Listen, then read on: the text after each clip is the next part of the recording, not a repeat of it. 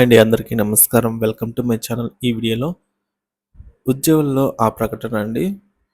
వినాయక చవితి సందర్భంగా ఉద్యోగ పెన్షన్లు అందరూ కూడా డిఏ బకాయిలపైన ఏమైనా శుభవార్త రానుందా అని అయితే వెయ్యి కళ్ళతో ఎదురు చూస్తున్నారు. దీనికి సంబంధించిన పూర్తి తాజా సమాచారం డిఏ, డిఆర్ బకాయిల గురించి అప్డేట్ అయితే వీడియోలో తెలుసుకుందాము. వీడియోని అయితే ఎక్కడే కానీ స్కిప్ చేయకుండా ఎండ్ వరకు చూడండి. అప్పుడే ఇన్ఫర్మేషన్ పూర్తిగా అర్థమవుతుంది. అలాగే వీడియో చూస్తున్న ప్రతి ఒక్కరు వీడియోకి ఒక లైక్ చేయండి. వీడియోని తోటి ఉద్యోగ పెన్షనర్ మిత్రులతో అయితే షేర్ చేయడానికి ప్రయత్నం చేయండి. కొత్తగా మన ఛానల్ని చూస్తున్నవారు సబ్స్క్రైబ్ చేసుకున్నట్లయితే దయచేసి మన ఛానల్ని అయితే సబ్స్క్రైబ్ చేసుకోండి. దీని ద్వారా నేను చేసే లేటెస్ట్ వీడియోస్ అన్ని మీ వరకు రీచ్ అవుతాయి. ఆలస్యం చేయకుండా మనం వీడియోలోకి అయితే వెళ్ళిపోదాము. ఈరోజు వినాయక చవితి సందర్భంగా ఉద్యోగ పెన్షనర్స్ అందరూ కూడా ఏమైనా శుభవార్త చెప్తారేమో అని అయితే ఎదురు చూసారండి. కానీ ఈ రోజు వరకు అటువంటి శుభవార్త అయితే ఏమీ రాలేదు. డిఆర్ సంబంధించినటువంటి పెండింగ్ బకాయిల గురించి ఎటువంటి ప్రస్తావన అయితే ప్రభుత్వం నుంచి రాలేదన్నమాట.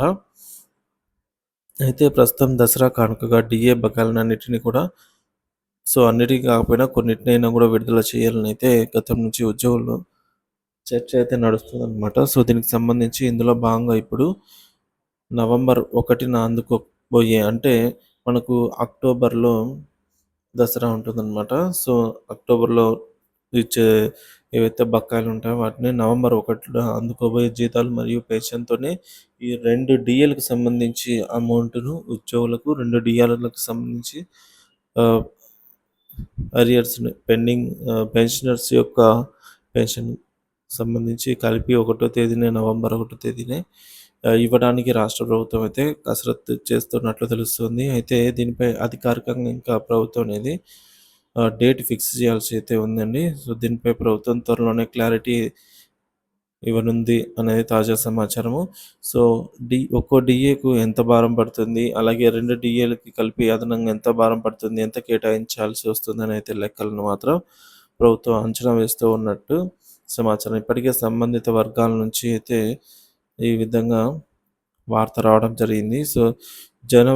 జూలై 2022 నుంచి డిఏ ఏదైనా ఈ యొక్క కరువు భత్యాలు ఉన్నాయేమో పెండింగ్‌లో.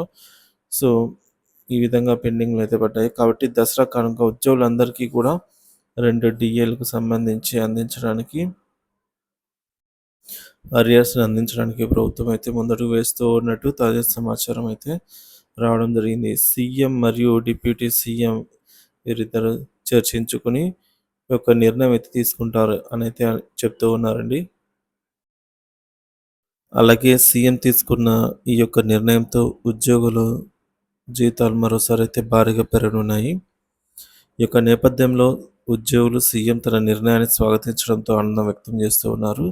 ప్రస్తుతానికైతే మనకు జూలై 2023 డిఏ కూడా మనకు సెప్టెంబర్ నెలలో మొదటి విడత అంటే ఫస్ట్ స్పెల్ రావాల్సి ఉందండి. దాదాపుగా బేసిక్ పే మీద 14.54% అయితే రావాల్సింది. దీనికి సంబంధించి బిల్లులు అప్లోడ్ చేసుకోవడానికి మనకు సిఎఫ్ఎంఎస్‌లో త్వరలోనే అయితే ఎనేబుల్ చేయడం జరుగుతుందనమాట. ఇది ఫ్రెండ్స్ ఇప్పటివరకు నా తాజా సమాచారము. Thank you for watching this video.